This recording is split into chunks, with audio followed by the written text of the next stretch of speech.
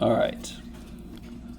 I'm not going to do it again. So if you're at home, too bad. Get some help with cubes if you need it. Okay. Anything else from the... So is that okay? If you do that on that one problem, it should have been indeterminate when you try to plug the number in. So then you had to factor and cancel. Okay, maybe. Maybe? Is that okay? Are you guys okay? Tell me. Are you guys okay? Do you want to see another one? Are you okay? Does anyone want to see another one? You're all okay. Okay. I love you guys. Okay. So here's the plan for the immediate future. You're going to be very excited about the first part of the plan. There's the plan. Yay. So, another quiz. Thank God. Even if you don't understand this, you want more grades.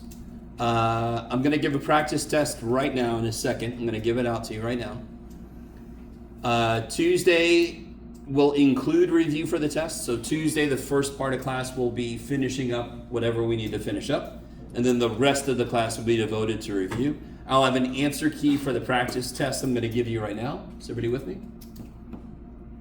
And of course, the test itself is next Wednesday. So somehow, between Wednesday afternoon and Thursday morning, I'm going to have these graded. I give them back to you the next day I see you. So, yay. I'll go to Lemon Grove Coffee in the morning and finish up whatever I didn't finish the day before. Is everybody with me? You guys over with me? Tomorrow, I'm going to give you back the quiz you took today. So then you can work on the corrections over the weekend. Or what is today? Today's Thursday. So I mean Monday. Monday, I'll give you the quiz back. You'll have time to make corrections. Yes? Is everybody with me? Okay. When will the quiz corrections be due? No. Day of the test. So Wednesday. So basically, here's this way to summarize everything. Everything is due the day of the test, except homework corrections due the day of the final. So if you're not sure, yeah, you are. Everything's due the day of the test, except homework corrections. You have time. Those you can turn in whenever. Okay. Any questions on the plan for the immediate future? Okay. I do this also for Past Jeff. Hey, Past Jeff. See this? Okay. Any questions from homework stuff? If you don't have any, I don't believe you, but that's okay. I'll be all right. Anybody going to the Math Science Center for help yet? I think I saw a few of you guys in there. Okay, good. I completely understand if you don't have time. Some of you guys are like, I work late, I get up, I come here, I go home, family stuff, job, whatever. I totally get that. But if you want help and you have the time, I've been known to Zoom with people. Yes. Not the most ideal situation, but it's better than nothing. So if you can't take advantage of my office hours and you can't take advantage of it, just send me an email and say, hey, math person, what can you do for me? We'll work something out. Okay, so last time we did this worksheet. Does anyone need it? We basically finished it, but does anyone need, one side had 2.7 and the other side had 2.8? Okay.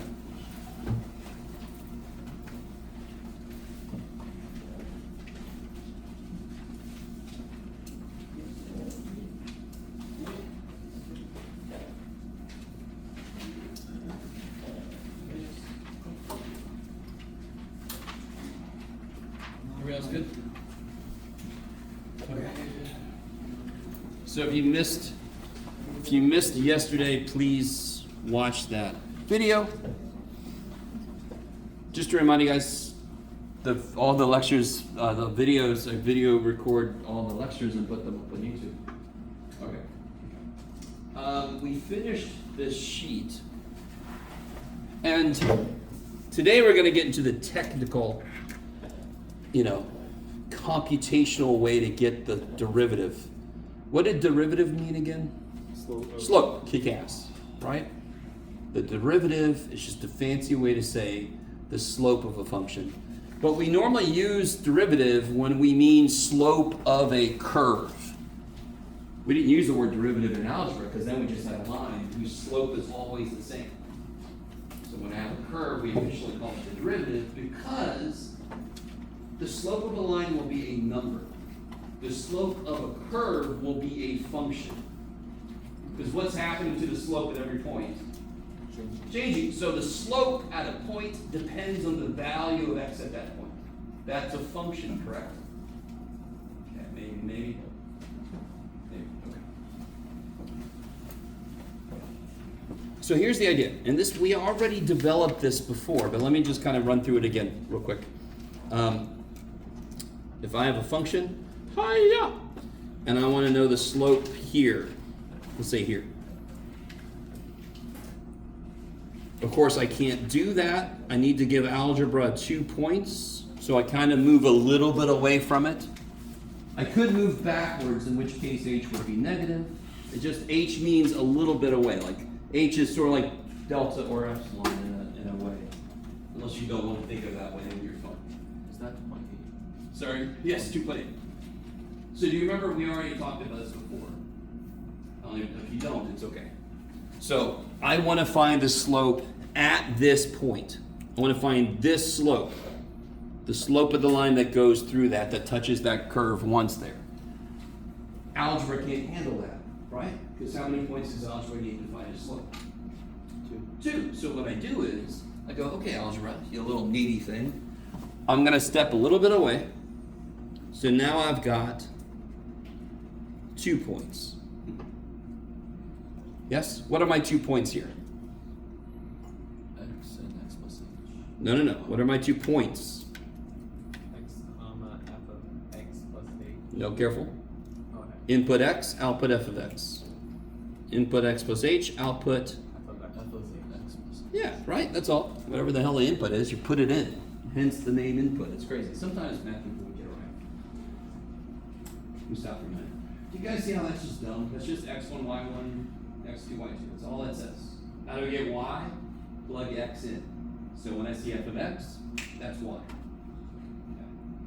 So how do I get the slope officially between those 2 points? Y minus y. That's insane.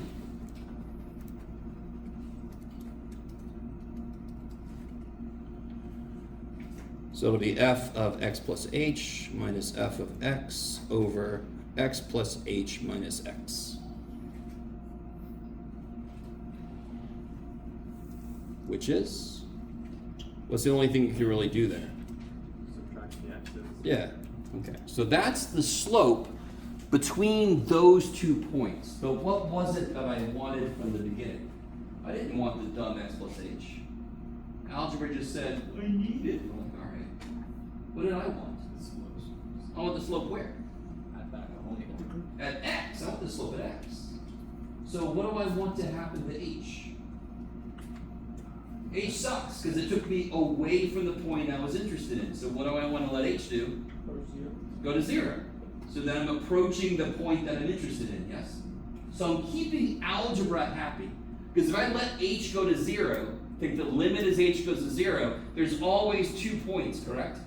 Always 2 points. Does h ever equal 0 if I use a limit? So is algebra ever unhappy? No, I'm always feeding it 2 points. But we know the limit actually tells me what it's looking like it will do if I do get there. So it's a safe way to do it. Why can't I just let h be 0 the dumb thing? What do I get? I would get 0 over 0, yeah? And that's the problem.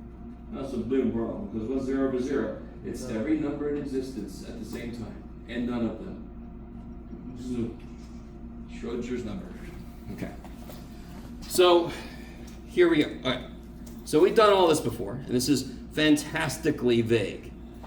Yes, this is what every student, give me more of this shit, Jeff. No, let's, you want to do like a nuts and bolts? You want to actually do a problem? Wouldn't that be amazing? That'd be so nice, Jeff. So let me do this. I have to do it this way to mimic what the book does, even though I really disagree with it, but I just want you guys to be ready. I'm going to find the slope at a very specific point. Sure.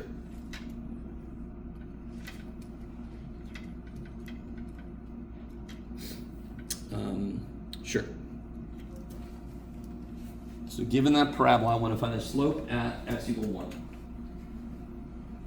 Now very quickly, if any of you have taken calculus before, what's going to really suck for you is a couple things. You can't use anything that we haven't officially spoken about. And even once I speak about it, if we learn something in section 3.2 and you're doing 3.1 homework, you can't use the 3.2 shit to do the 3.1 homework. Is everybody with me? There's also something called L'Hopital's rule. At the moment, I don't even care if you know what I just said. If you have a tutor that tries to tell you about it right now, you tell them, I ain't nowhere near that shit, man. You better come up with a different way. L'Hopital's rule is way later in the semester. If you have no idea what I'm saying, just make sure the tutor, when you're doing limits, say, are you doing L'Hopital's rule? I don't know that shit. And they'll go, oh shit, that's right. Okay. Now, here's the formulation for if I have a specific input. Here's what happens, and I forgot to put this up here, but it's okay. If I want to find the slope at 1, I'm going to let h go to 0, but I'm going to do this. Because now I want a specific point, yes? You guys, I want you guys to really absorb what just happened. This is if I don't know what x is. In this problem, do I know what x is? Yes. So I can go ahead and put a 1 in place. So it's still the same idea. That's the point where I want to know the slope. I had to step a little bit away from it to give little meaty algebra its 2 points. And then I just let h go to 0. So I end up getting my 1 point that I need. Yes? I need you to see how cool it is. Algebra requires 2 points. We kind of give it 2 points when sneakily we're going to 1. We're like, are you happy? Good. So am I. Great. How do I do this shit? What's this? What's this? What's this, guys? That's totally true. So what is it? 1. Cool. So just plug a 1 in. So here, what's f of 1? 1. What's f of 1 plus h? 1 plus h squared. Yeah, 1 plus h squared. Go ahead and do that for a second. Go ahead. Simplify that. So what am I doing? Do you guys see? This is the limit definition of derivative. This is the limit definition of derivative. Because why? It's got a limit and it gives me the derivative. This is me creating for myself what this dumb thing needs. It needs to know what f of 1 is. Okay, let me figure that out. It needs to know what f of 1 plus h is. Okay, let me figure that out. What's 1 plus h squared? 1 plus h. 1 plus h and 1 plus h. That's true. Did anyone actually do it in all that time I was talking? Anybody actually do it? Did anybody multiply it out? What's happening out there, guys? Help me out. 1 plus 2h plus. Yes, 1 plus 2h plus h squared. Yes? Yes? Okay. So, this is a beautiful way to handle. This has not got too much going on. But you guys see how in order to do this, I have to know what this is, yes? Alright, let me on the side figure out what this shit that is. I have to know, okay, let me do it over here. Now, what do I put in place of this? 1 plus 2h plus. Yeah. So I can rewrite this. F of 1 plus h is 1 plus 2h plus h squared. And what's f of 1? 1 is 1. Now, do you notice something interesting happen immediately? Is everybody cool with this so far? Essentially, every problem works the same way. Every single limit definition of derivative works exactly like this. I'm just going to give you different functions and you're going to shove them in there. Yes? You guys with me? The steps are always the same. You got to figure out what f of x plus h is. You got to figure out what f of x is, right? And then you just plug them in and see what happens. What immediately happens? the 1's cancel. So one's cancel. What can anyone describe the things that are left alive? Can anyone describe something they have in common? They all have h. They all have h's in. So you can cancel the h too. Hmm? We can cancel the h too. Yes, if you do it very carefully. So these die, yes? The ones die. What's being divided by h? 2h plus h. both of these. The biggest mistake I see is people like do one and not the other one. That's neat. That's a trick. Bless you. Don't let anybody escape. Everybody's being divided by h. So what does this become? 2 plus 2 plus h.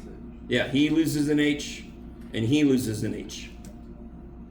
If you want to see that in action, 2h divided by h is 2, h squared divided by h is h. And then if I let h go to 0, what do I get? 2, 2. Frickin' 2. Now, what does that mean? What did we just do? What is 2? Slope of x equals 1. x squared at X equals 1. Good. And why does it make sense? What's the parabola doing? It's turning and its slope is constantly changing, yes? So at 1, doesn't it make sense at 1, which way is it headed? At 1, which way is it headed? Up. So that answer is positive. Also at 1, it is starting to get bigger and bigger slope, so it makes, I don't know, 2 makes sense, but to me it does, of course, because I know this shit. But for us that are just learning this, we don't know if that sounds, but at least it's positive. At least it's positive, that makes sense. How do you guys feel? I desperately want you to realize how incredibly close to just stupid algebra this is. This is y2 minus y1 over x2 minus x1. That's all that dumb thing is. And was the limit really difficult to handle here? No, because everything without h canceled. So if I have a polynomial function, this will always work the same way. The stuff without h cancels, and then you can kill an h, and then you can plug 0 in because you killed the problem. Okay, maybe. Maybe? Now this, to me, is unsatisfactory. Do we know the slope of a parabola at 1 point? Wouldn't you rather, would anybody rather just know what the slope is at every point by doing about the same amount of work? Would anyone rather do that? Because if I said, oh, I meant the slope at x equals 2, what would you do? You'd redo the whole damn problem, yes? Screw that. Why don't I just find a function that represents the slope at any point? And then whatever somebody asks me, I just plug it in. How would I do that shit? I don't know. Oh yeah, I do. No, that's right. I'm the guy supposed to know. So here is one thing you're going to see. You're going to see examples where they give you an exact value. And then you can do it this way just to get that exact slope. If it was up to me, the book would just do this period, what we're about to do.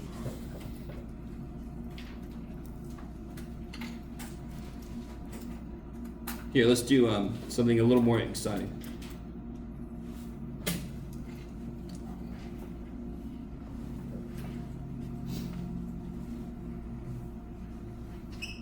Now, I want to introduce an idea. So some of you guys have probably heard of before. I can't remember if I told my classes about it this last time. I'll do it here in a minute. Can you guys just set up the limit definition? Just set it up. What would it look like on the first pass?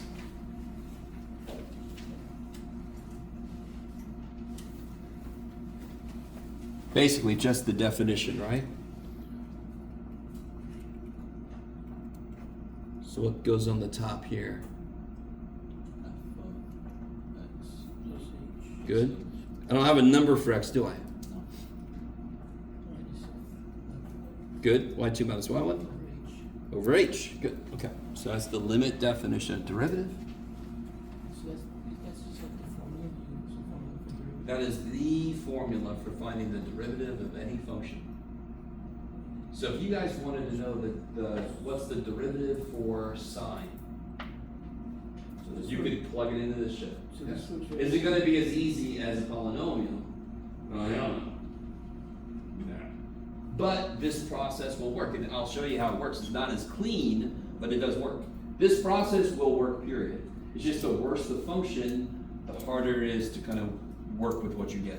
So I can find every slope at every point in any sort of function with the same formula. So like parabola, Isn't that dumb? cubic root. Any curve in the universe, you could use this to figure out the slope at every point on that curve. No matter how freaky the curve looks, it does some weird shit, it'll work. Isn't that crazy? This is so dumb. I need you to understand what we just did. We took algebra, calculized it, and now we can do anything, not just a straight line. We can do any curve. All right. Okay.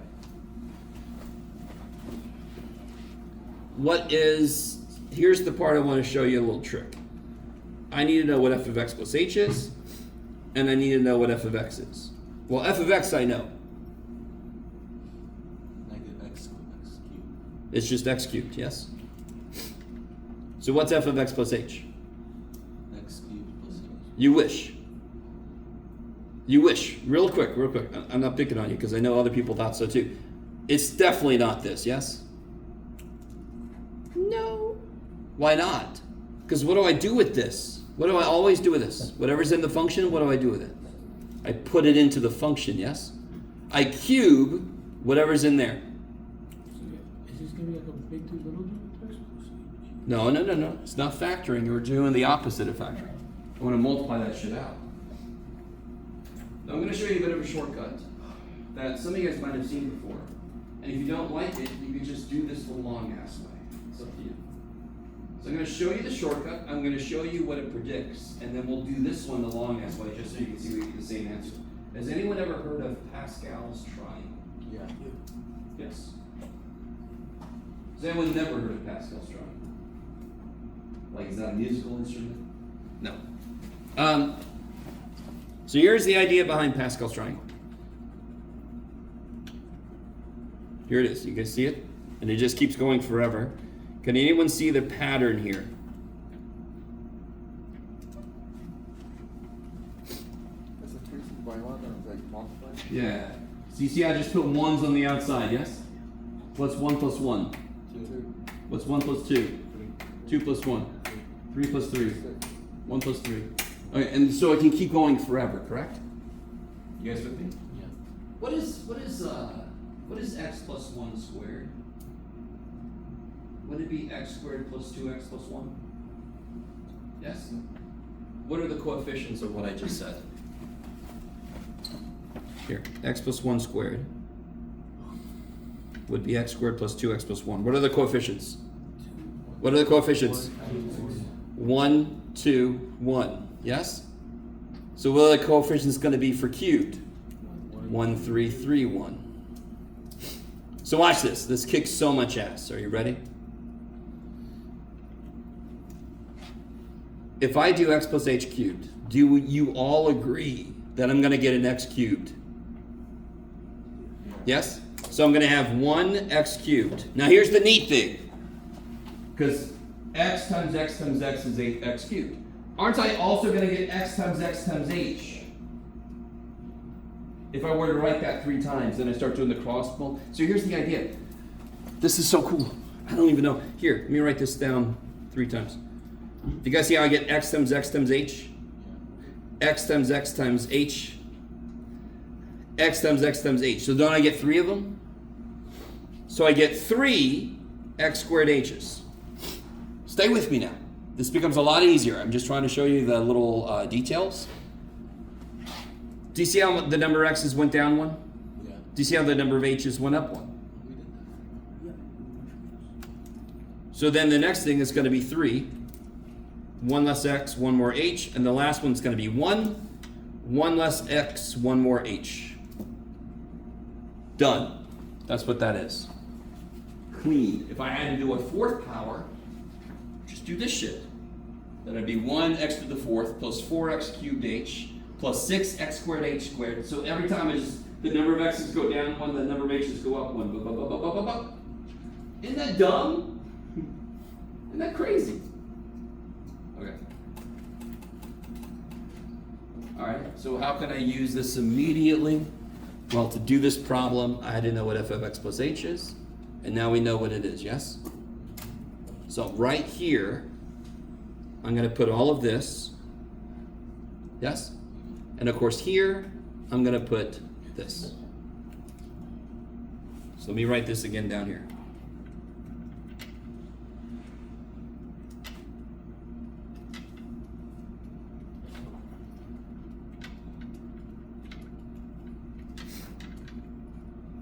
triangle, dude. You could be a triangle. Okay. So are you with me? That's f of x plus h. That's f of x. That's h. What happens on the top?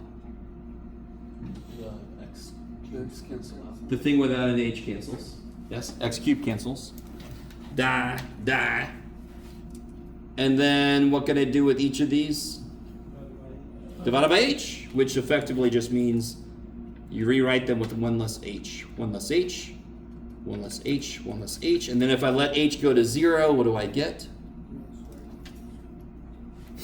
Now, do you guys remember when I had a cubic function on that one handout, and then we did it, and it became parabolic when we did it graphically? We graphed the slope. Didn't we just prove x cubed, its slope is 3x squared? The slope of an x cubed is a parabola.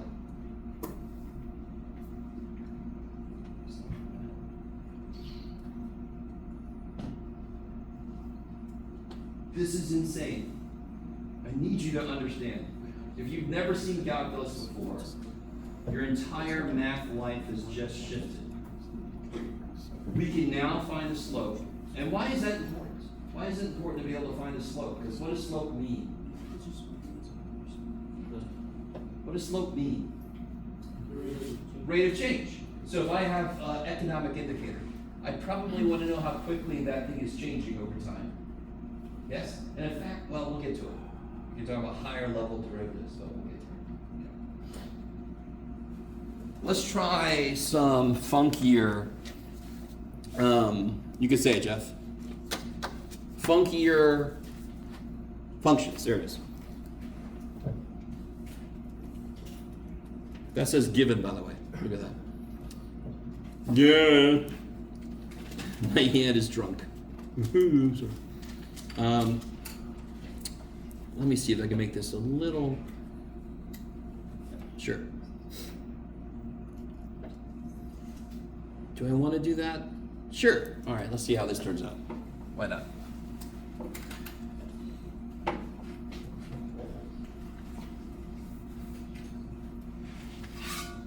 Can you guys try to set up the limit definition of the derivative?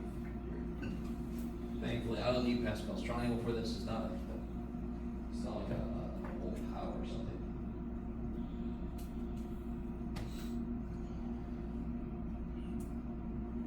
You can do it.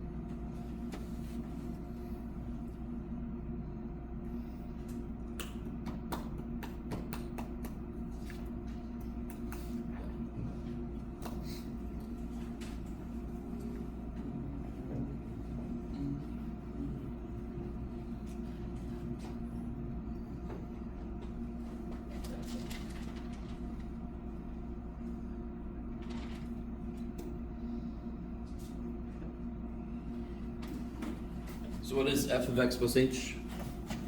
X plus h plus 1 All inside? Okay. And of course f of x we know, so then to substitute into here,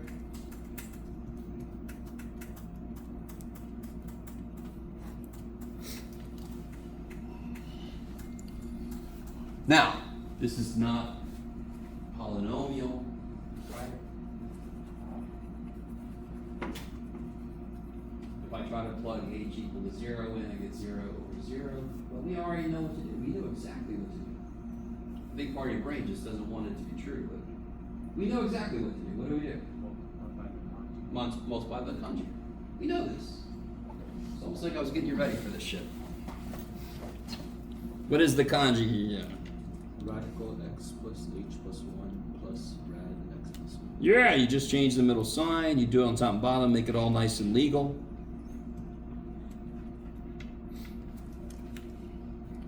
Now, some students will look at that and your brain just takes all of it in at once, right?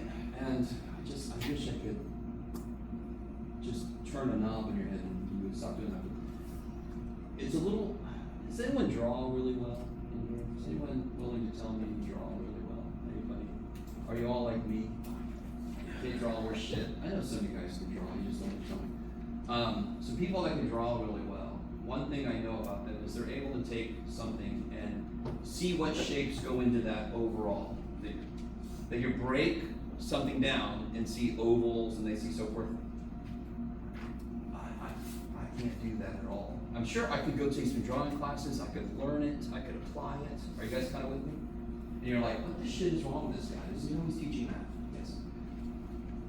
I was lucky, in one respect at least, I'm kind of able to look at a math problem and break it into parts. Just kind of naturally. I've just always been kind of able to do that, and you're like, yeah, whatever, shut up. Not everybody can do that. Same way I can't draw more shit, and there's other people that can, because they can naturally break things down into little shapes. I can't do that shit, right? So you would have to kind of purposefully, manually break things into parts. So don't look at the whole problem. This is 1. I just multiplied what I had by 1. So what do I have to look at first? The bottom I don't give a shit about. I need to FOIL the top out. That's the only part of this I worry about right now, right? What do I get when I multiply the top out? X plus H plus. Yeah, half of this times half of this is a whole this. I get minus rad plus rad. Red rum. No red rum. Minus this plus the same thing. You guys see that? Of course, it's a conjugate. That's what that does. That's the reason we call it that. So I don't get a middle term. And then what's this times this? X plus 1. Is this okay? What's wrong with what I wrote? I'm supposed to be subtracting this. Yes? Okay, good. Otherwise, the 1 doesn't cancel. And we should all be at the point now where I know what I want to have happen. Do you guys remember when we tried to have a limit as x goes to 3 and we got 0 over 0? Then we factored and a stupid x minus 3 cancels, and I said, look, we killed the problem, right? Not a life lesson, kids. Don't kill your problems. But in math, in limits, I know I need that dumb h on the bottom. I have to have it cancel. Because it's part of the reason I can't plug a dumb 0 in. And what's going to happen on the top now? Heavy H over H. Oh, I list. Of course, Jeff. Sorry. What did I leave out on the bottom? I was so focused on the top. This guy, yes? Is that all right? So we multiplied this out, and then I forgot to multiply this over here, yes? Okay. So what do I get? I get the x's cancel. I get the 1's cancel. I get h over h times this business. So it'd be U. Huh? What's h divided by h? You can't plug a 0 in because it's still 0 over 0, but thankfully you can cancel the problem, yes?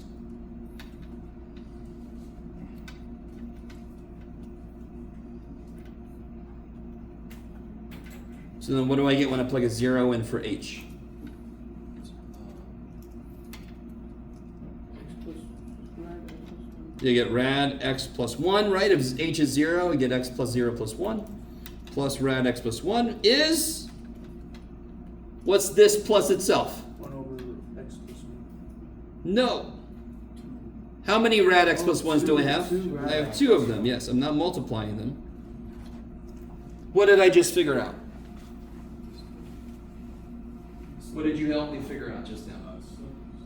We got the slope of radical x plus 1 everywhere.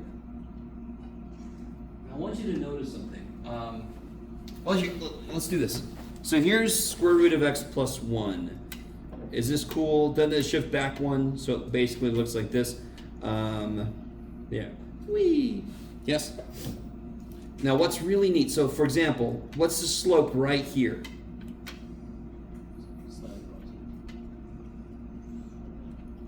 I know exactly what it is, because didn't we just figure out f prime of x?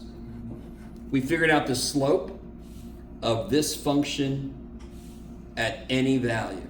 So if I wanted the slope right here, that's f prime is 0, what do I get? 1/2. So this tangent line would have a slope of 1/2. Do you guys see that? What about the slope here? The slope here. 1/2. No, come on. What would it be? F prime of what? What's the input now? If I want the slope here, what's the input? What's the location? What's the location? -1. X equals -1. And what's f prime and -1? 1 over 2, right? Come on. This is 0. This is 0, so what's this? What's the slope? Good. Undefined. Because we never really draw square root functions correctly. None of us ever do. None of us ever do. Because in reality, what this really looks like is this for a square root, and of course it would be this for the problem. See, it becomes an infinite slope right there. Real quick, what is the slope of a parabola right at the vertex? 0. So if I turn it, now it's going to be infinite. That's all this is saying. This is like the butt of the parabola here, yes? Parabola fell over, its bottom half fell out. That, of course, it makes sense it's going to be infinite because when it was like this, it was 0. This, it's infinite now. It's the same like floor, just turned, now it's straight up and down. Maybe you guys are with me? Was that a very difficult process? Considering at the end, we know the slope of that function everywhere. So once we find the slope, eventually we have to just plug in the x inside the slope that we found. With the, Yeah. We now, so what is this function's job? What is this function's job? Finding slope. Finding slope at any point you want. Yes? What is this function's job? Finding the formula. Finding the points that it goes through.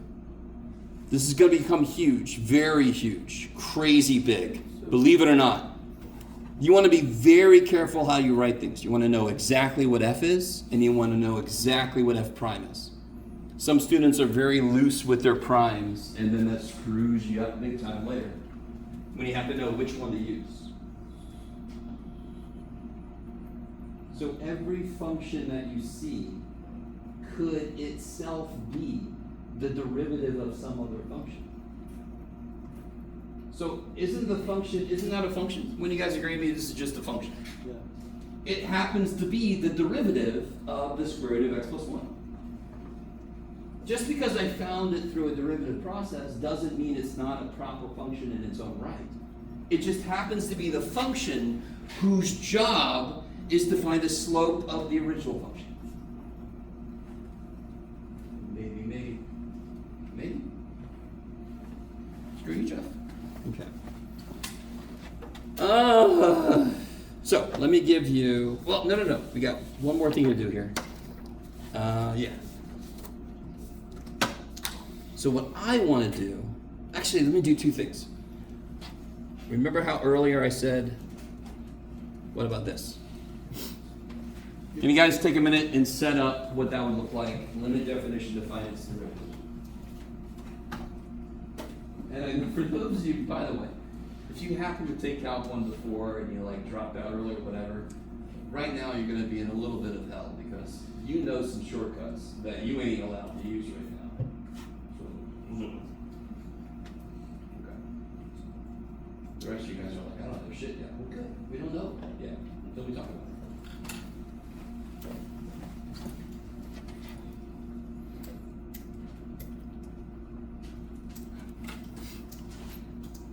This was not too bad, is that right? I mean, this one's really easy to set up but hard to calculate. What am I going to put up here? F plus h. Yeah, just plug an x plus h in, plug an x in. Is that cool? Can I do anything with that? Please, dear God, if you think you can distribute the sign, never say that to me. Right? That doesn't say sin times x plus h. That's a sine of x plus h, and it's not distributive. Does anyone remember? I don't know. Is there an identity for sine of a plus b? It's sine Right, because I have x plus h, so I know what a and b are. Where are my students at? What's true about cosine? My students from last semester. It's an answer. It's an asshole. Cosine is an asshole. You didn't know? If your teacher didn't tell you, I don't know why they're protecting cosine. Cosine is an asshole. Real quick side note. Does anyone remember the formula for sine of a plus b? Sine A over sine B. No. Sine A I'll plus go sine. times sine B. No. Sine's a nice guy. Sine says, "Ooh, look, I got toys. I'm gonna play with A, and cosine you can play with B. Keep the sign the same. Now we'll switch. Yes? Yes? Cosine is an asshole. Cosine says, I'm going to play with both of them. Screw you, sine. And it says, I see your plus. Screw that. And it says, I'm done playing. You can play with them now too, sine. You guys remember that? Yeah. Now, your instructor might not have said what I just said. Because I have a very weird way of looking at things, but that is what helped it keep in my head. And to be really honest, that's the first time I ever said cosine was an asshole, was just because of this. But this semester, we're going to learn a few other reasons why cosine is an asshole. So it's a kind of a nice mental trick to bring up what's the correct identity if you just remember cosine is an asshole. Okay. So how can I rewrite this then?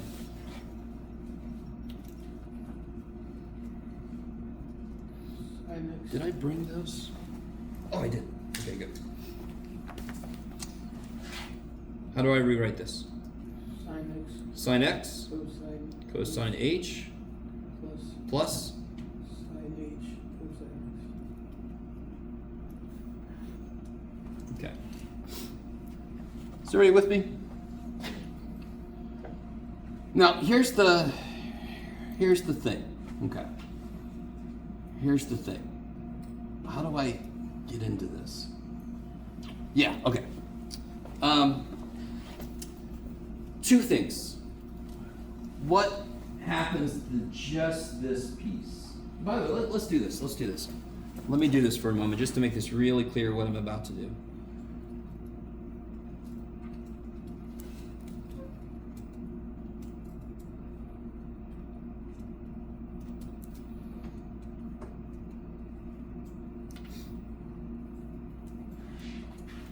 Is everybody with me?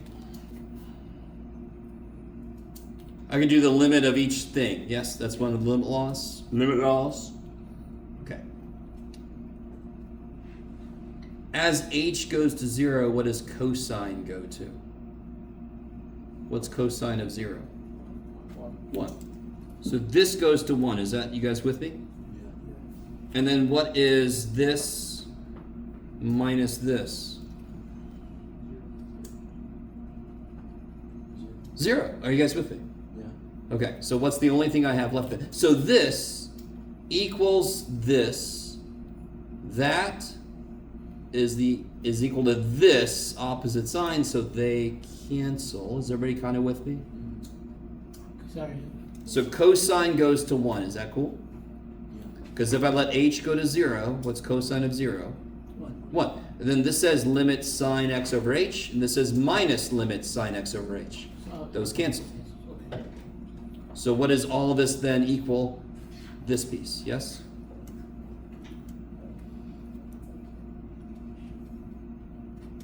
Is everybody semi with me? This is the hardest example of this that we're seeing, and it only makes sense because trig functions are not nice. Trig functions are weird as shit. We just looked at a triangle and went, I can make ratios of the sides. Let me call it a function. We're like, whatever you want, man. So of course they should act weird because they're just ratios of sides of right triangles. We shouldn't expect them to act nice in every situation. Yes, they're definitely not polynomials. How the shit am I going to do this? Well, here's what we're going to do. You're going to help me out because I didn't put a problem like this directly. I didn't make you make a table of values. I want to investigate this. So can you guys help me out? I'm going to investigate, sure, sine h over h as I let h go to 0. So can somebody figure out if I put a 0.1 in, a 0.01, so this would be sine of 0.1 over 0.1. Be really careful, make sure you're in radians. Can somebody do that for me?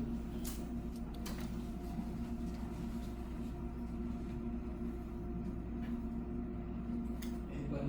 You guys do it? No. 0.0999. Which one's that for?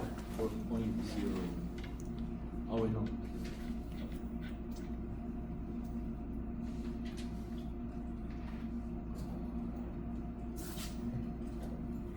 It would be 0.998 for 0.1. For the first one? Yeah. 0.998? Yeah. Okay. And this is 0.999, blah, blah, blah, something. So what do you guys, and if I did negative, this would be negative, this would be negative, the negatives cancel, I get the same number. I don't know if you guys are with me on that. So if I did negative 0.1, the sign is negative, and this would be negative. The negatives would cancel, I get the same number. What does it look like it's going to? Freaking 1. And that is actually a fact, and we're going to prove it later. But right now, let's say we have decent evidence that this limit is 1. If that limit is 1, then what's the answer? There you go. So what did we just figure out? Good Lord, we just got more proof. Jeff can't write. We're shit. We just figured out that if the function is sine x, its derivative is cosine x. Now, I keep joking myself, but if I were a better teacher, I would have done this. Now watch this. Just go with me for a second. What's the slope here? What's the slope here? No. Sorry. Just look at the graph. This is the graph of sine, correct? What's the slope there? 0. What point is that? 1 up. 0. Where's sine 1? What's this input for sine? What makes sine 1? What makes sine become 1? What angle does make sine 1? Pi over 2. Yes? You with me? Yeah. That's 0. What's the slope here? 0, yes? Now here, what's interesting is this slope does become 1, believe it or not, but even if it wasn't 1, it would still have this shape to it, yes? What function did I just graph? What function is this one? Cosine. Cosine, okay. So it's not a perfect thing because we have to estimate visually.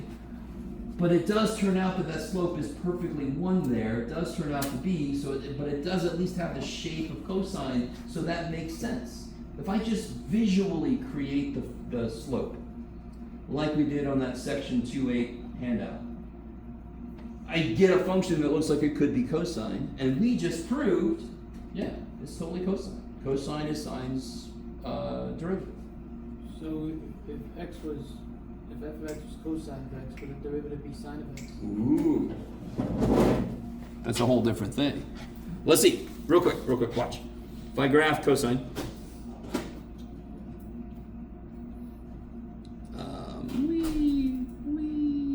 that's so beautiful, Jeff. This is pi over 2, this is negative pi over 2, this is 0, yes? The slope here is, slope there is what? Slope is 0. What's the slope over here? Is it positive or negative? It's negative, yes? Where am I at? There.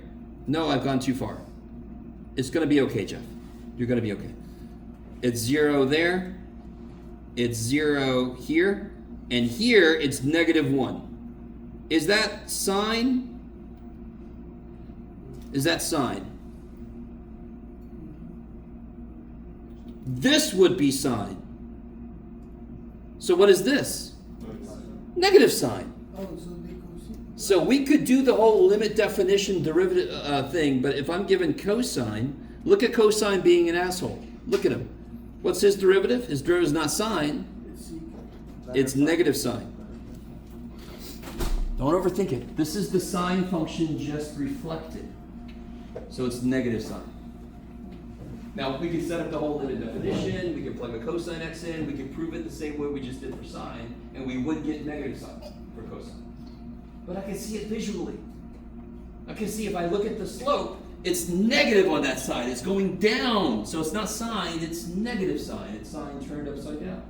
Wait, and just to clarify, could you go back to the other paper you just doing, the last one you just did first? When you changed the limit? Yeah, so if the limit, if like h was going into 2, you would do the same thing where you'd be like a 1.99, 1.5, whatever, and then, or is that specifically only because the h was Oh, limit definition, you're always has h going to 0. It was Always has h going to 0, because the idea is I want that separation to go away. Okay. Yeah. Okay. Don't know if you guys are really with me or not. I just did something that no calculus teacher normally does, which is you know the derivative of sine and cosine before you know the derivative officially of like x to the 7th power, which is normally the first thing we do. Yeah, let me do that one thing. I'm going to talk a little bit about how to find the derivative for every x to the nth power, and then we'll take a break. Okay?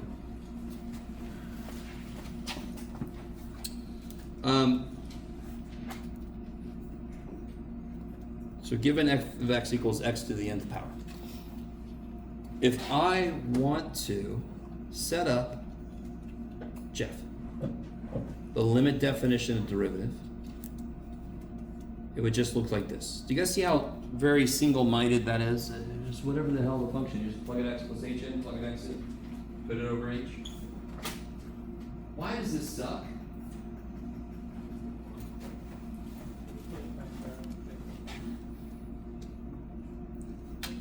Yeah, I mean, I can't factor stuff out. In fact, how many times would I write x plus h if I want to start to multiply it out?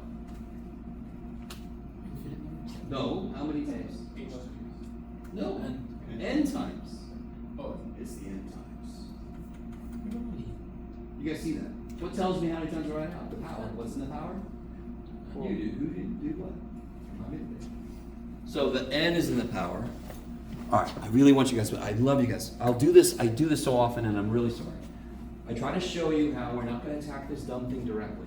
I don't want to attack this thing directly, because look at that, I don't want to write that dumb thing n times. Are you kidding me? Please tell me there's another way to do this shit. There is. We could use Pascal's triangle. Stay with me now. What would be the first couple of terms of Pascal's triangle? Well, what's always on the outside of Pascal's triangle? Ones. So the first term would be 1 x to the n, yes? Now, let me see if you guys are with me. Do you see how a second power has a 2 next? A third power has a 3 next. Do you guys see that? Yeah. So what would be the next coefficient? What power do we have? I really want you guys with me. A third power has a 1 coefficient and then a 3. A fourth power would have a 1 coefficient and then a 4. So it'd be I have an nth power, so it has a 1 coefficient and then a n. Does anyone remember what happens to the number of x's and the number of h's? The number of x's goes down by 1, and the number of h's goes up by 1, yes? Now listen, after this next step, it gets trippy as shit. But it's okay. I'm going to get plus shit times h to the what power? Now, I just only pay attention to what matters. Because what's on the bottom of all this stuff? H. Now, look. This has got 1 h in it, yes? This had no h's. This has 1 h. How many h's will be in the next term? You can do it. 1 less x, 1 more h. 1 less x, 1 more h. So how many is going to be here? 2. How many is going to be the next thing? 3. Blah, blah, blah, blah, blah. Up until h to the nth power, yes? You stop. Please, you God, Jeff, stop. What is at the very, very, very end? Once I get done with this dumb thing, what's at the very end? minus x. Minus x to the n. So what happens right off the bat? The x is cancelled. X to the n's cancel. Now, here's the only thing that matters. This is why I didn't have to FOIL it out. This is why Pascal's triangle comes in clutch. I don't know, see where I wrote shit? You guys all see that? Where I wrote shit and you're like, what the? Okay, Jeff, you wrote shit, good job. It's because it doesn't matter what it is, because how many H's cancel now? How many H's cancel out of each term? One H cancels. So what's the only term up top that won't have an H left? This one. Every term that has an H in it, what's going to happen to it? It's going to freaking disappear, yes? So I don't care what that actually is, because it's going to be times 0. You guys see that? You're not going to have to do this yourself, by the way. We're deriving a rule. But I really want you guys to at least see once. The rule, we didn't just pull it out of our ass. It actually comes from direct application of foiling. But thank God we got Pascal's triangle to do it quickly. So if I rewrite this, I'll get nx to the n minus 1, the h's cancel, plus shit times h, plus other shit times h squared, plus other shit times h cubed, yes? And what happens if I let h go to 0? What's the only thing left? This. Now I do have on the handout I'm going to give you, I've rewritten this again, so you can kind of see it if you want to. Kind of try to go through it in like computer writing instead of my writing. And I didn't say shit on there, so if that offends you, then too damn bad. I used to say, if I offend you, just wait a minute, I'll probably do it again. But I try not to. If you're offended by bad language, just grow up. How are we doing so far? So let me capture what we just figured out. We just figured out that if I give you any x to any power, its derivative, the power comes down and goes down by 1. Now we just did an example earlier. Does anyone have their notes from earlier when we did this and we used the limit definition? What did we get? What happened? The 3 came down and the power went down by 1, didn't it?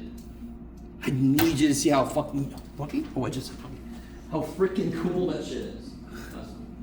I'll try not to drop it down. You guys, this is so stupid cool.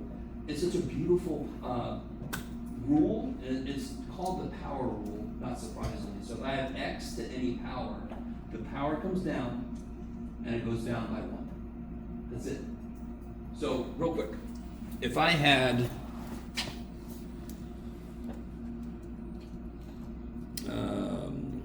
x to the 28th power, what would g prime be? 28 x to the 27th. Okay, isn't that crazy? What if I had h of x equals 7x to the negative 3rd power? The beautiful thing about this rule is it never changes, ever. Yeah, why did you put a 28 here? What was there in the first place? 1. So when the 28 came down, it was 28 times 1. All right, so now what's going to happen? Negative 21. X to the? Negative 6. Yeah, what's it always got to do? Go down by 1. Don't just look at 3 and make it become 2. It's negative 3. It's got to go down 1. It's got to go deeper in the hole. 3 feet in the hole, get down. Now it's 4 feet in the hole. Right? Okay. Enjoy that. The power rule is so nice. So, do you guys want to take a break right now? I get a feeling you might. All right, let's take a break. Come back. What is it? 5? Come back at 10 till 10 till 12. Yeah, 12, 11:50. One of these days I'll understand. So I can't remember how much I ranted to my recent classes about how I feel about root notation, radical notation. It's another dumb choice we made. And again, I think we were intoxicated in some way in the past. But root notation sucks. power notation is much better. Does anyone remember how to rewrite the 5th root of x squared in power form, exponential form? That's 2 over 5 over 5. Yeah.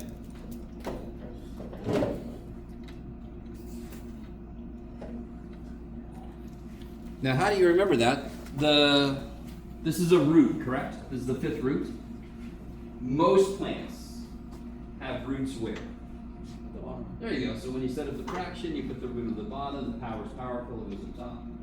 One semester I said, what's on the bottom of plants? And somebody in the back was like, actually, tubers have quiet thought this. I'm a geek too, so I can speak like that to other geeks. Yes, okay, great. Tubers are up top, they're actually the roots. Most plants, roots are on the bottom. Now, how do I, now here's another big thing. I'll get a student, I give this problem and I say find the derivative. They write f prime equals this. Have I taken a derivative yet? No. So you gotta be really nice to yourself. And don't write the prime until you're actually doing the derivative. How do I do this guy's derivative? Here's what I do. Here's the 3/4. What's gonna happen with him? He's gonna What's the rule? Minus It's gonna 1. go down. The 2/5 comes down. And then carry 2/5 minus 1. 2/5 minus 1 now. All right, now everybody listen. So, That's not a hard thing to do. 2/5 minus 1 is not hard. It would be 2/5 minus 5/5. So you end up doing 2 minus 5 and you put it back over 5, correct? So that's the shortcut. If I ever have to subtract 1 from any fraction in the universe, I do top minus bottom back over the bottom. What's 2 minus 5? Negative 3 over 5. Do you guys see that?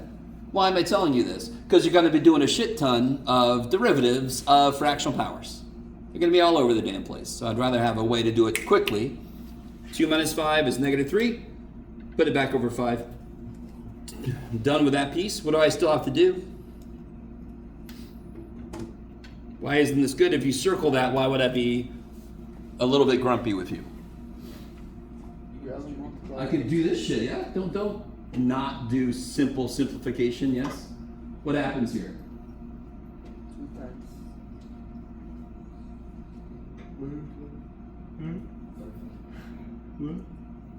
I can reduce, yes? So it'll be 1 over 2, so it'll be 3 over 10, yes? Or you could do 6/20 and reduce, but that's silly. Reduce before you multiply.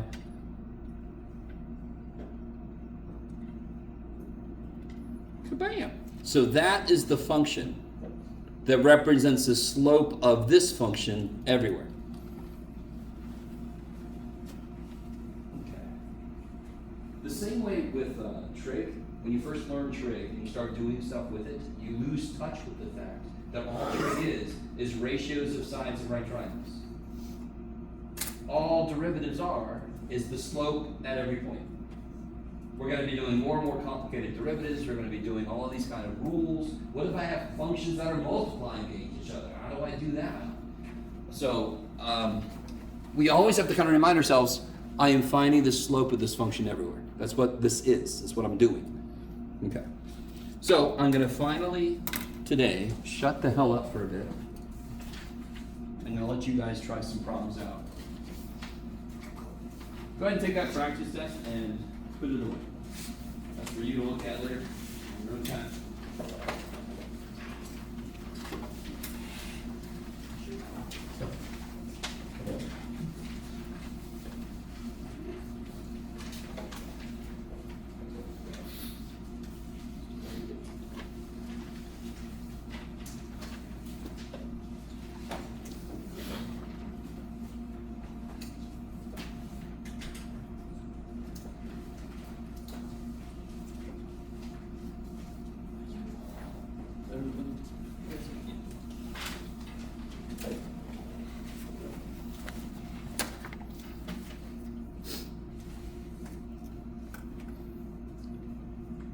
Yeah, I like it.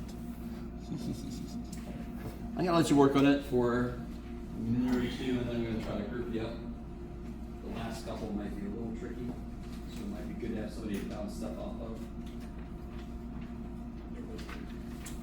What's up? Oh, just do the side with the green writing.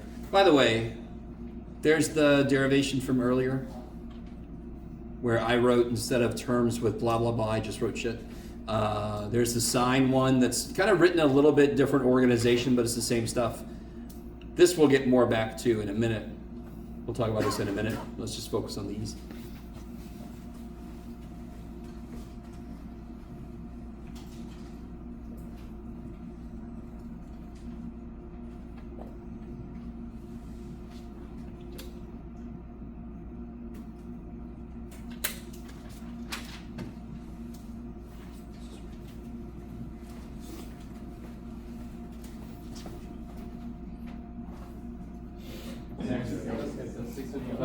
Okay, yeah, I know.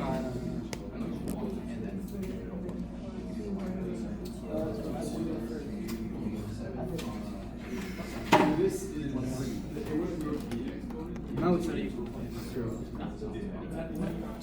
Oh, okay. All right, guys. Let's take a look at this.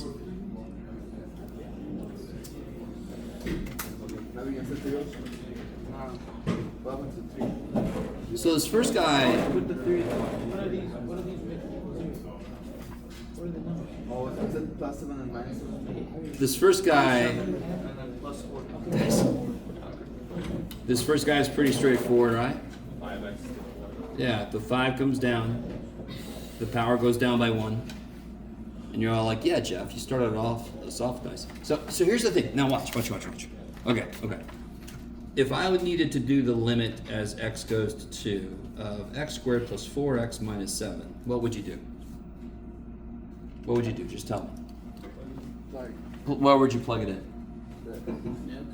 today? You plug it into each piece, correct? So effectively, you would do the limit of this plus the limit of this, yes? So I said this when we were talking about limits, that it kind of looks like it distributes. It doesn't. This is not multiplying, but it's just one of many operations in math that kind of looks like it distributes. How do you fundamentally find the derivative of something? What method did we use before I showed you the shortcut? The limit definition. Limits, yes? So if I need to find the derivative of a bunch of pieces that are adding, subtracting, just like a limit can be applied to each piece, well, a derivative is basically a limit process. I can apply the limit process to each piece. Say that in English, Jeff. Just take the derivative of each piece. That's almost too nice to believe. So what is the... 16x. Yeah, so f prime, To the power of 7 16x to the 7th, minus 9x, power second squared second square. Now, plus I want to say this thing two ways. I'm going to do it the hyper, way too technical way. And then I'll tell you the shortcut way. And then I'll tell you an even different shortcut way. What's the power on this x right now? 1. How many x's are on the 9? 0. Okay, so if I just apply the power rule, 1 comes down times 2 is 2. The power goes down by 1. What is x to the 0? 1. So I just get 2 times 1 is 2. What happens here if I take the derivative? The 0 comes down, times everything is 0. Who cares what else happens? That's 0. Why does that make physical sense? Because derivative is finding the slope, and the slope is called the average rate of change. You with me? Yeah. So over time, throughout today's class, the height of his desk, how much has it changed? It stayed the same. So the derivative of a constant is 0 because a constant is not changing over time. Because if I'm doing a process that says, how much is this changing? And the thing I'm looking at isn't changing, the answer is 0. Maybe. Here's a whole other way to look at it.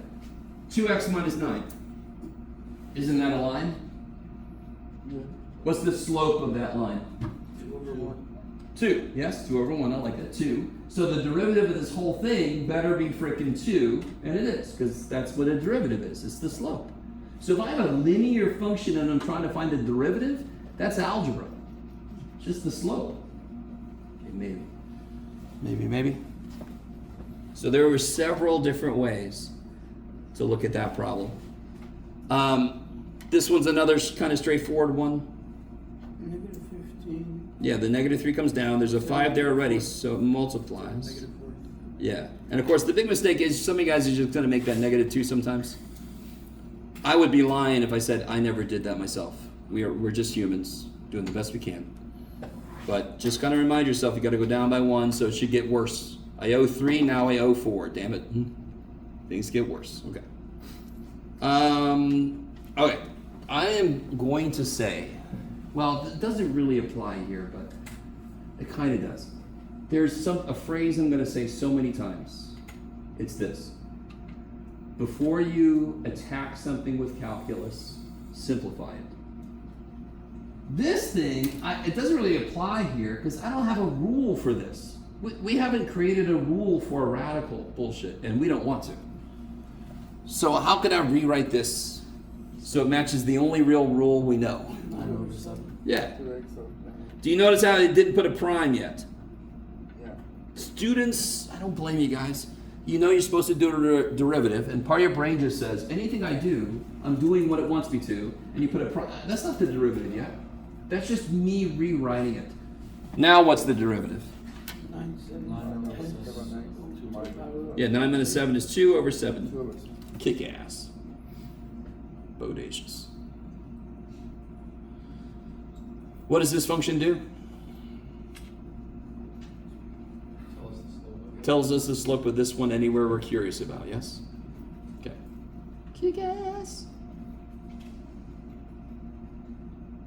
So find the tangent line, and I should have said, hopefully everybody, I wasn't trying to, the equation of the tangent line, yes? But you should know, I didn't ask for just the slope.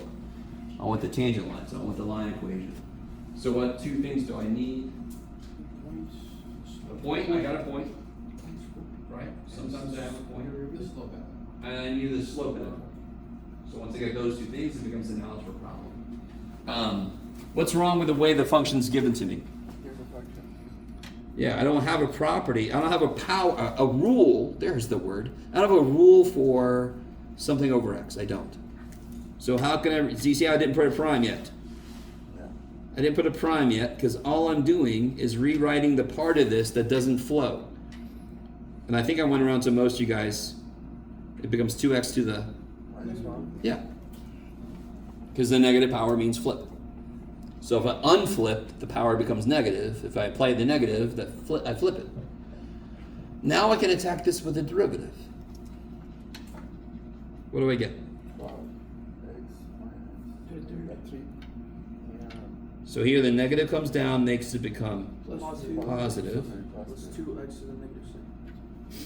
Yeah. And then the power goes down by 1. Kick ass. I need to make this a little more clear. And it's part of the reason I didn't is because I'm in a summer class.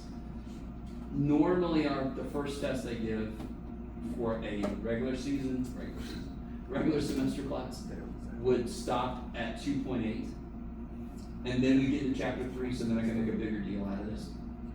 This power rule is one of the first shortcuts that we're learning. So I don't have to use the limit as h goes to 0, the whole limit definition, you guys with me. So the limit definition is the real underpinning behind all derivatives we do. It's always there. It's what allows us to do them in the first place. But we're going to start developing shortcuts. Because you guys saw, the minute I made it sign, it became much harder. And we're going to look at every freaking function we've ever seen before and figure out its derivative. So I don't want to use limit definition derivative. No. So I'm glad we got a little shortcut. I'm just saying that because some of you guys were using the limit definition on this. I don't blame you because they didn't make a big deal out of, hey, chapter 3, we moved beyond that. What do I do with this thing? Plug in the 2. Yeah, here's the thing. I'm going to use this equation eventually, yes? You can't see it. There it is. I'm talking to myself. Leave me alone. I'm going to use this equation eventually. I have people that will take this and put it there. Do you understand? They will take this expression and just shove the whole damn thing there. And I'm like, oh my God. Would that come out to be a line then? No, it's going to have x to various powers. It's not going to be a line. So that requires a number to be correct. Yes? So what is this at 2? What'd you guys get? 96 minus 6.5. And a lot of you guys thought we did that wrong, but you're in calculus. You can get whatever number you get. Bless you. So how do I fill this in? Y minus Y1, oh, sorry, 47, 47 equals 96.5. 96.5 times X minus x minus 2. Okay. Poor little guy. You get y minus 47 equals 96.5x. What is that, 193? 196.5 times 193. I think it's 193, yes, thank you. 193. And then I add 47, is that cool? Yeah. What's that going to be? 146? Yes, thank you. Yay! There we go. There's the tangent line to this equation at this point.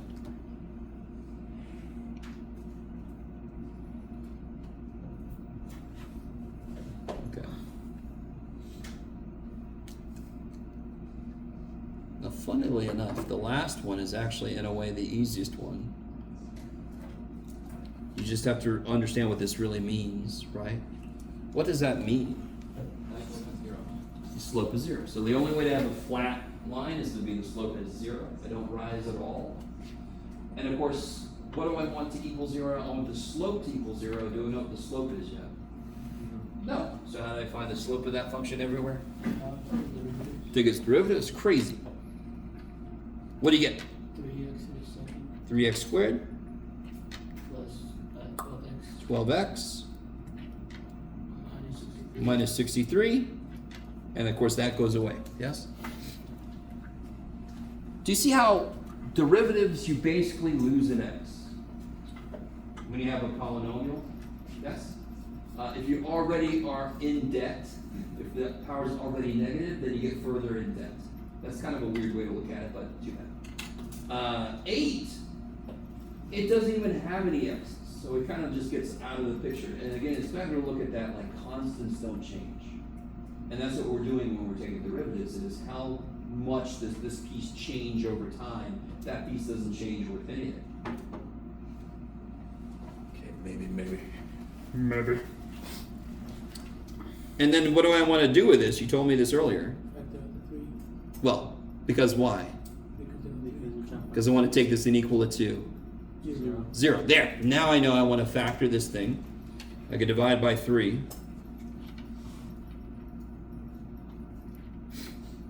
And then this factor is nice, yes? What are my two locations? X equals Negative 7. -7, 3. So at those two locations, the tangent line to that function would be horizontal, so there would be a potential turning point there. Now real quick, do y'all agree with me that the tangent line at this point is horizontal? Yeah. That's a turning point, correct?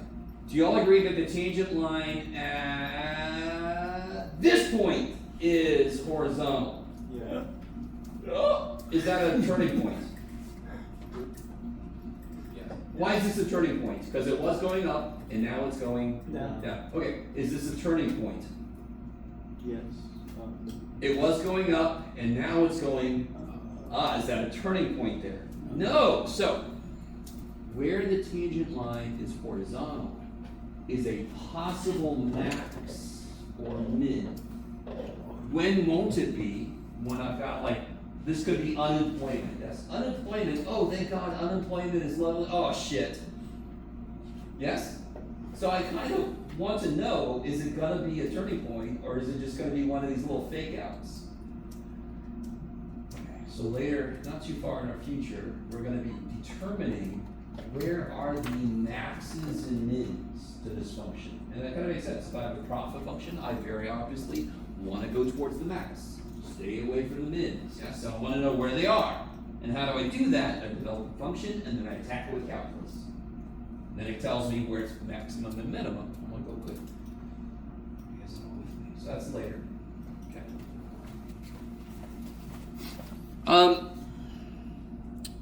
There's one other thing I want to say and I totally forgot. It's gone. Okay. On this other side, I kind of teased a little bit of what's to come here. We have things called product quotient and chain rule that are coming in our future, very quickly in our future.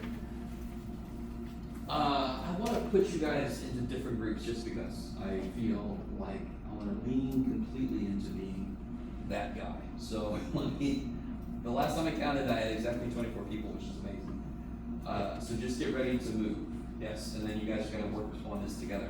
All right, we're just going to do the fabulous thing here. One, so everybody look at me, get ready. 1, 2, 3, 4, 5, 6, 7, 8. 1, 2, 3, 4, 5, 6, 7, 8. 1, 2, 3, 4, 5, 6, 7, 8. 1. Team 1 is going to have 4 people. Somebody materialized after I last counted.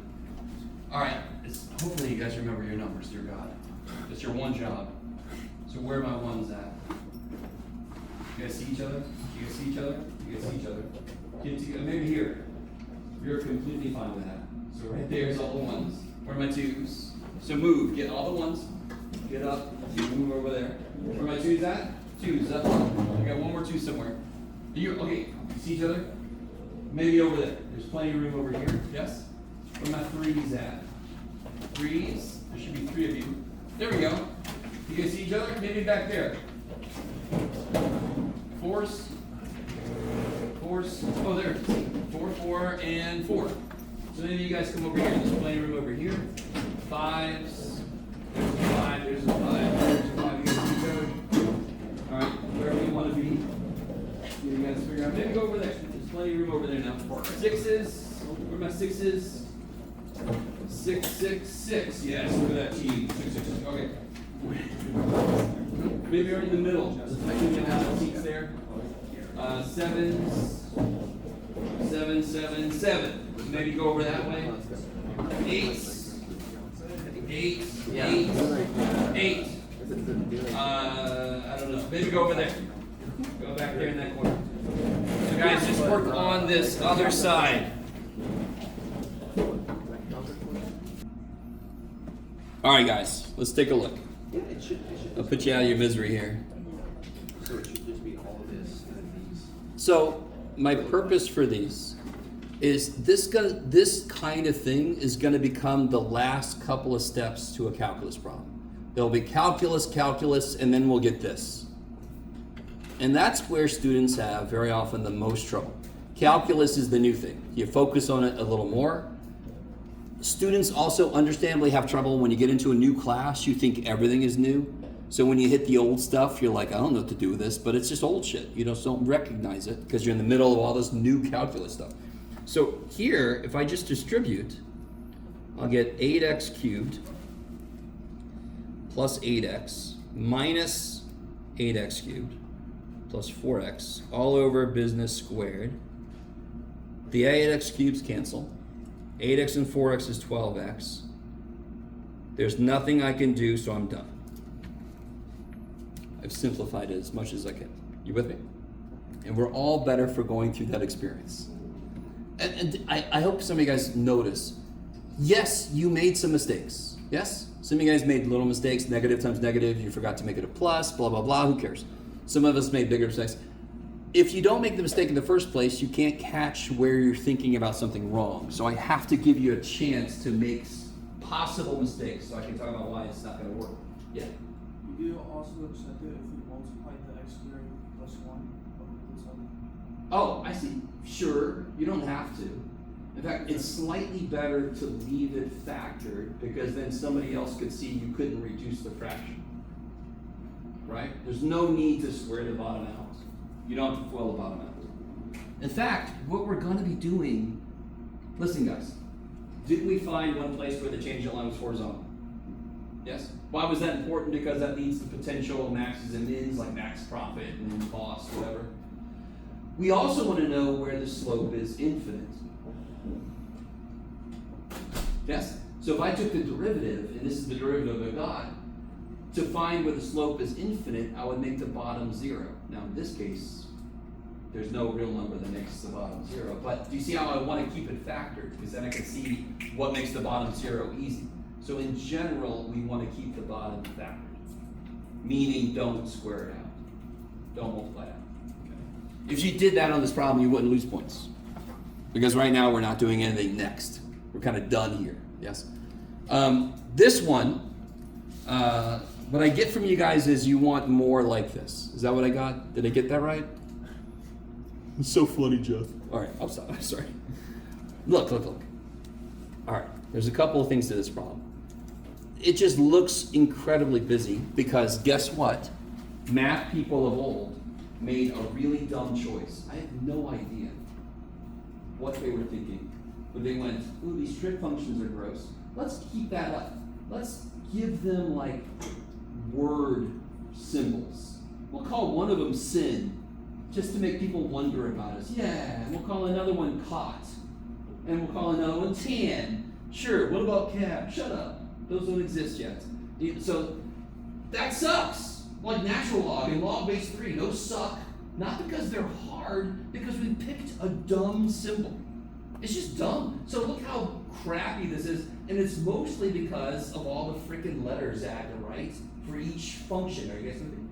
If the cosine was a box around something and that meant cosine, that would look a lot better already.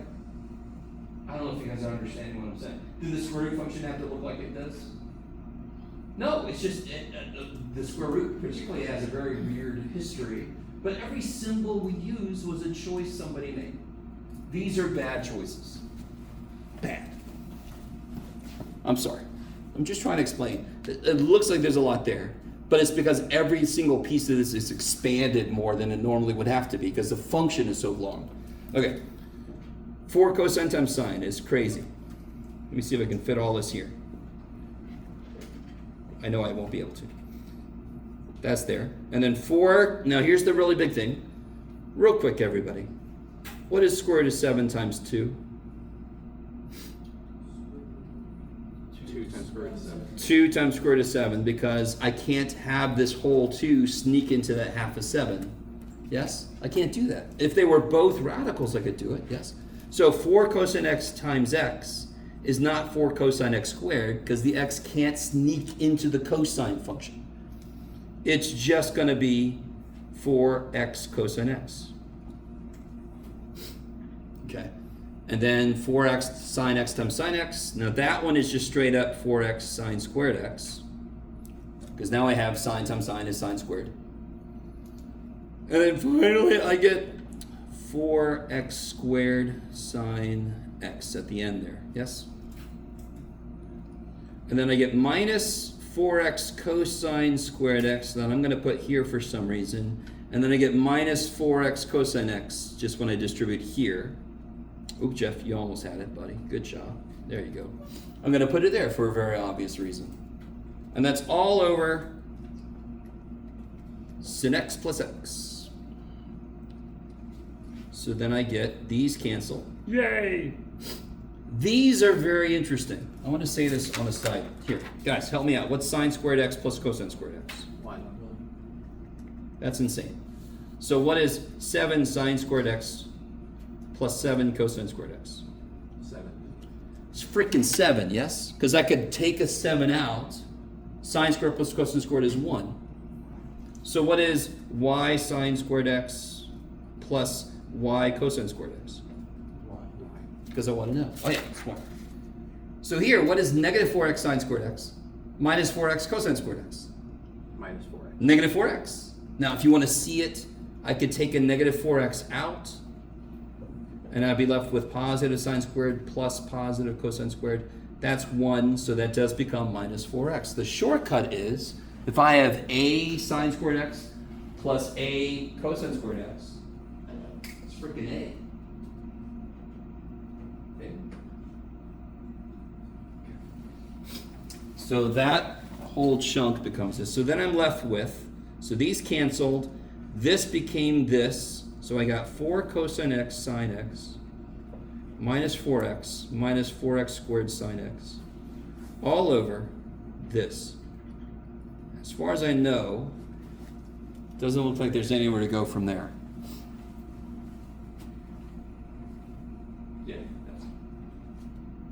see anything that cancels. I could take a 4 out of the top. Yeah. No, I don't have to. It doesn't do anything for me, so I'm not going to do it. How are you guys doing? I think a few of you guys got there. Okay. Do you see how it? Part of it also, I didn't give you enough room on this problem. That's part of my fault, but you have paper. You have to be kind of nice to yourself when you're doing this kind of problem. This is a completely doable problem if you just don't let the problem overwhelm you. All I care about at first is this times that. That's my entire universe. I write that. Now my universe is this times that. This is what I was saying earlier about breaking a problem down into parts. Okay, I like it. I don't hear any questions. I'm going to keep going. I'm not sure how many of you guys got down to this part. Believe it or not, I'm walking on there. No. These problems lead directly to one of the derivative rules that's harder for students to get. But the more you see what I'm trying to do with this handout, is there an inside function here? What's the inside? 3x squared minus 5x. Yeah, 3x squared minus 5x. And what is that inside of? Something to the 5th power, yes? So if I took this and I put it inside of that one, I would get where I am, yes? So this idea is remarkably straightforward. And somehow it directly relates to a derivative rule we're going to make later. What's the inside function here? Yeah, rad x minus 3 plus 7x. And what is that inside of? Natural log of x. Natural log of x. This one, what's inside? Sine of x. Sine x. And what is that inside of? E to the power of x. Yes. Yes, go ahead. So, since in the example, you have kind of explained like f of x is this, g of x is this. Should we write that, or should we? Okay, here's the funny thing. I'm never, beyond this paper that I'm giving you right now, you are never going to be asked to do exactly this. You are going to be asked to like take a derivative of this, in which case you need to know what the inside is. You need to know what the outside is. So this is sort of like, how do I say this? This is an ability you have to have that I'm not going to ask you again this same way. But when I ask you to take a derivative of a more complicated function, you have to think of it this way. So, but yeah, you're right. Instead of putting inside, you could say f of x equals. Okay. F of x equals, I think f of x is the inside, yes. And you can say g of x equals x to the 5th, so be the outside. Yeah. Okay. Yeah. But inside outside. Inside, outside's fine. Yeah. What about this one? What about this one, guys? There's kind of two ways to look at this. One thing I would do is rewrite it first. Okay, what's happening to the x squared plus 3? Yes, it's being taken square root of, so it's a 1/2 power, but it's also on the bottom. So it's not just a 1/2 power, it's a negative 1/2 power. And now it becomes very clear what the inside is. Yeah, right like this. What's the inside? X squared plus 3. And what's it inside of? Yeah.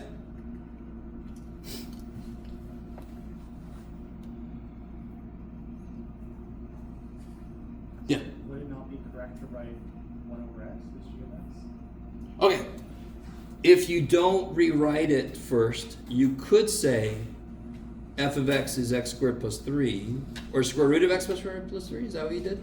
And g of x is 1 over x, is that what you did? Yeah. Okay. Nothing wrong with that the way that I've asked this problem. Not a damn thing wrong with it. Now that you realize this is leading up to a derivative rule, I want to put it in the form to a power because I have a rule for that. Okay. This one's very straightforward. What's the inside? 3x minus cosecant. What's the outside? Tangent x. I like it. So all of this is related to something called the chain rule. Work in on the chain. And then these are related to quotient rule, to be honest. Product rule is not that bad. So, ooh. Okay. So I think, so we made it through 3-1. Tomorrow I'm gonna, not tomorrow, you know what I mean. Monday, we have what's happening first thing Monday. Second quiz, I love it. So I'll have this quiz graded for you. I'll have the other quiz for you to take. The next quiz I'll have graded for you on Tuesday. What's happening on Tuesday? Review day. So the quiz is graded for you. Of all the homework you've given me so far, I've given it back to you. Are you guys all with me? Yeah. And of course, I think Monday we'll do 3-2, 3-3. Tuesday we'll finish up with 3-4, and then the rest of Tuesday will be a review day. All right. Have a good weekend, guys. Good night. Thank you. I've been looking for, I don't know where it is. Yeah. I think this one, is this the one that goes too far? Yeah, this one's go too far. This one is like the Calc 1, 2, and 3. That's why it's so massive. But over the emails, I sent out all the ISBN. So you just search the ISBN. If I go to Canvas course, the syllabus, does it have the book on the syllabus? Is that Sure, what yes. it does? It's got the ISBN. And also in the emails, I sent out the ISBN for the textbook. Okay, I'll check So it. the ISBN is at that 13, that 9731812. This was $175 to intro values. Yeah, but you can find them used, you can find them for cheaper. That's what I was. I know you said you'd have Read an ebook. you'd have the quizzes graded on Monday. Yeah, I'm really confident. I just got one wrong. Can I do my correction right now, or okay? Thank you. Thank you for asking. Okay, so, See you. You too, man.